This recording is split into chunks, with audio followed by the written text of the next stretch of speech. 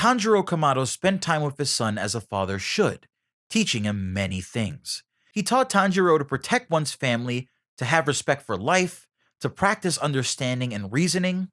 There were many lessons passed down from father to son, but there were things to pass down that couldn't be passed down purely with words. One of those things was the Kagura Dance. Every year, the father would don a sacred ceremonial garb and do a dance in service to the gods of fire. Tanjiro remembers quite fondly the first time that his mother had taken him to see his father doing this dance. It was beautiful to him in a way that nothing had been so far. It filled his heart with a warmth that seemed to stem from something even more internal than his heart. It's simple to say that the ritual set the young boy's heart ablaze, but it was more like his very soul itself had resonated with what he was seeing. It was something magnificent, but it also posed a mystery. He knew his father to be a fairly frail person, even for all of his power and wisdom, but somehow Tanjiro was able to do this dance in the middle of the snow for hours and hours and hours without rest. His mind couldn't understand it. One day as they sat together, Tanjiro asked his father, how? How was this possible? If he could dance for hours and hours and even days on end, then why couldn't his father just be better already? Why did his father always have to sit down and rest and speak so softly when he was able to endure something that Tanjiro couldn't even imagine enduring? Knowing it was time, the father softly patted his son on the head, with the child's similarly dark red hair poking up against his palms. And just like he'd answer any question, he answered softly, "Oh, that? It's a breathing technique." Long before Tanjiro's journey to Orokodaki, long before the final selection exam and even his battle with the hand demon, and long before the tragic events that would come upon the Kamado family, this was Tanjiro's entrance into the world of Demon Slayer techniques. This breathing technique was something passed down through the Kamado family along with the dance. The breathing technique allows the user to do the dance for an almost endless amount of time without getting tired. It also warms the user, so they're unbothered by the cold, so you can see how it's the perfect thing to pair with a dance that one has to do in the snow as an offering to the Hinokami, or god of fire.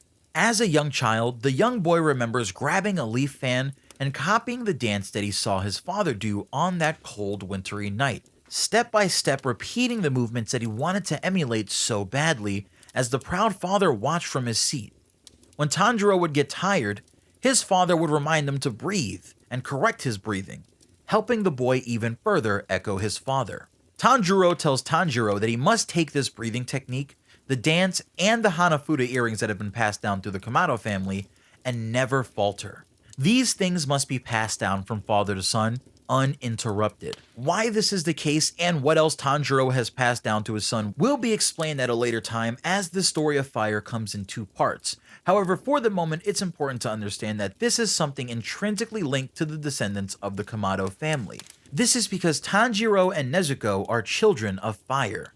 Children of fire are special children, often born in the families of people who work with fire in some way. Tanjiro's family gathers coal, so that's his relation to the element, but the Kamado family is quite mysterious.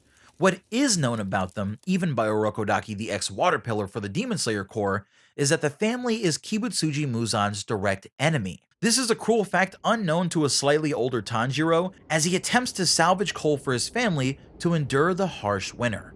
The cold, it felt like teeth forming under your skin and biting through your flesh, to infect you even deeper with that sort of cold chill that normally remains on the surface but is getting pushed deeper due to the high moving wind, which pushes you as it blasts waves of frigid weakness through your core. This coal was necessary for Tanjiro's family to survive, and to make sure that he got there safely, he took a night in the local village to prepare himself for a rough journey back home through the white glacial winds. The boy rested peacefully, dreaming of reaching his family and providing them with warmth, and dreaming of the fun games he'd play with his brothers and sisters. His mother could use the coal to prepare hot food for them, and once he knows that they're taken care of, Tanjiro could even make another trip and gather coal for the town. Perhaps with that, he'd be able to buy his sister Nezuko a new dress because she's been wearing the same one for so long. Or perhaps he could buy his mother a hairpin to make her feel better as she surely mourns the death of her husband. Tanjiro is a kind boy. He's soft and caring and finds happiness in others finding happiness. However, there was no happiness to find for the boy, as while he slept, events were unfolding elsewhere. Tanjiro comes upon the aftermath of those events and sees his entire family brutally murdered and torn apart, with only his sister Nezuko seemingly surviving. However, even her fate was a cruel one because she'd be surviving on as a demon. Tanjiro has an amazing sense of smell and remembers the scent of the demon that killed his family, swearing to find it and defeat it to hopefully turn Nezuko back into a human. Once he's told of the king of demons Kibutsuji Muzan and how he's likely the one responsible for Nezuko's condition and the death of his entire family, Tanjiro also swears to defeat Muzan for the sake of everyone's lives that he's ruined. The boy of tragedy and fire undergoes ridiculous training, almost dies numerous times, and he becomes a student of Urokodaki where he picks up the breath of the water, finally learning how to defend himself against demon kind. You can watch my video on the story of the Breath of Water to get the full account of Tanjiro, Sabito, and Giyu's time of Urokodaki and their twisted fates. However, eventually Tanjiro's travels bring him to Mount Nadagumo, where he comes across Rui, one of the 12 demon moons. Rui is a young-looking spider demon with long hair and webs that he can control that slice through trees, demons, and demon slayers alike. He's incredibly dangerous and reveals himself to Tanjiro as Lower Moon 5 of the 12 demon moons. In many ways, he's the opposite of Tanjiro, due to how he views the concept of family. Tanjiro, the father, had instilled the proper morals and ethics into Tanjiro, the son. However, this demon says that family members are something replaceable, something that should be made perfect. Tanjiro knew that family was something that you had to accept as it was, and it wasn't something to collect and covet for the quality of the bonds or how useful the person can be to you. It was something to tie people together even when those people are flawed, because a rising tide raises all ships. Rui sees the true bond between Nezuko and Tanjiro and decides that he wants that all for himself, so he grabs Nezuko with his webs and places her above the battlefield as he bleeds her out. During Tanjiro's fight with Rui, Rui's spiderwebs cut right through Tanjiro's black Nichiren sword, leaving it just the stub of a blade. But Tanjiro pushes on anyway with the Breath of Water's 10th style, the Dragon of Change. This beautiful technique makes use of repeated rotations on the user's behalf to move like a dragon spinning and flying through the sky. This worked for a moment, but it wasn't quite enough still. Rui is an extremely capable demon, and Tanjiro wasn't prepared for the demon's massively powerful webs to enclose him in every direction, getting ready to cut him down into pieces. In what could have been his final moments before death, Tanjiro's mind races. He holds his sword finally close to the demon and has to do something. And that's when he remembers.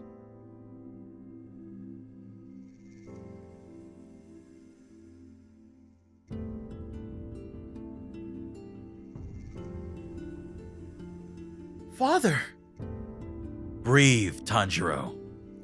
Control your breathing and become the god of fire. In that instant, Tanjiro realizes what his father's been training him for all along. A lifetime of lessons made sense. The dance of the fire god, along with the breathing technique to go with it, was a sword technique just like the breath of the water style. With nothing left but his father's words and hope in his heart, Tanjiro switches his breathing style, and the Breath of Water 10th style Dragon of Change evaporates and quickly turns into a dragon of flames as Tanjiro uses the dance of the fire god, Waltz. It was definitely hidden deep within him, but with this battle against Rui, the birth of the god of fire Tanjiro is finally marked upon the world. This is an important event because Tanjiro isn't using the Breath of Flames.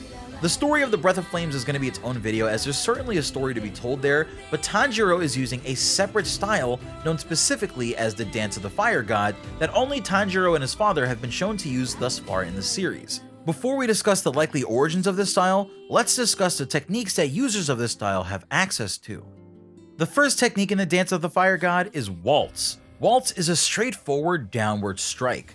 Flames erupt from the blade and almost act like a blade of flame with a long trail that easily cuts through Rui's threads and most defenses. The fire from the Dance of the Fire God techniques are very strong against most demons' defenses, so even just a straightforward slash like this is extremely deadly.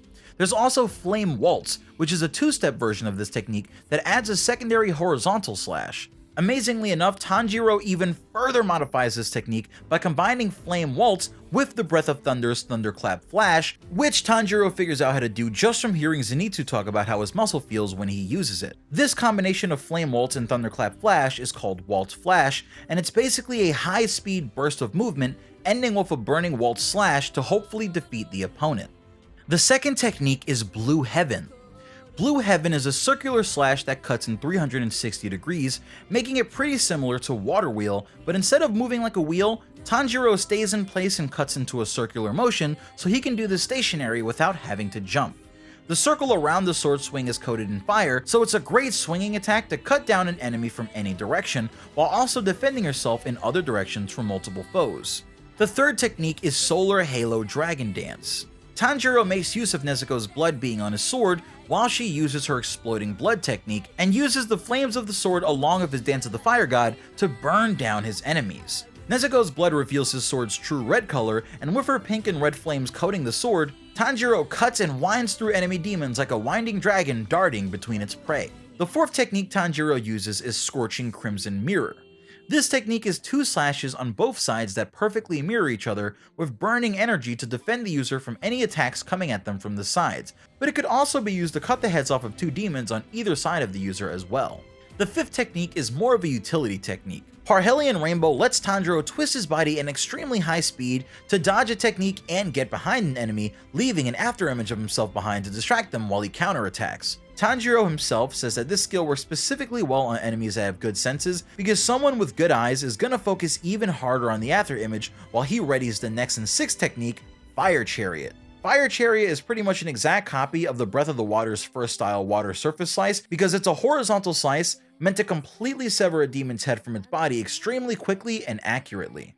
The seventh technique is Burning Sun, which is very similar to Blue Heaven because it's a seemingly 360-degree strike, but instead of cutting around outwardly in a circle, it's a forward slashing attack that defends against all incoming attacks, but can also be used when moving forward to attack a demon and temporarily cut off their regeneration. The eighth technique is Shining Sun Stab, which is very much like the Breath of Water's Piercing Raindrop as it's a stabbing technique. However, this is more of an offensive technique where the blade erupts fire after the user pierces the target, trying to fill them with the flames.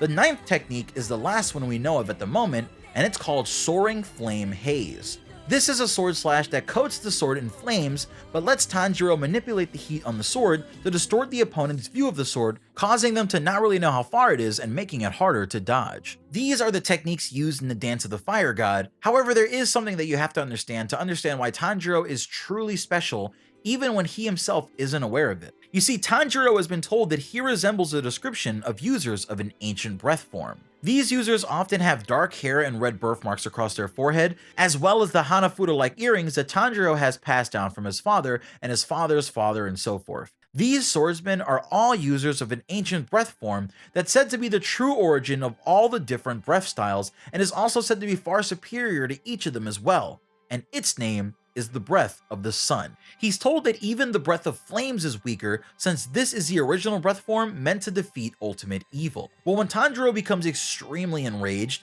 he seems to tap into this breath, and it absolutely terrifies the demons that he's fighting. Remember that the thing making people demons is Kibutsuji Muzan's blood and his cells coursing through them. When Tanjiro gets angry and starts tapping into the Breath of the Sun, Muzan's cells literally react from within the body of the demon that he's fighting like they're frightened.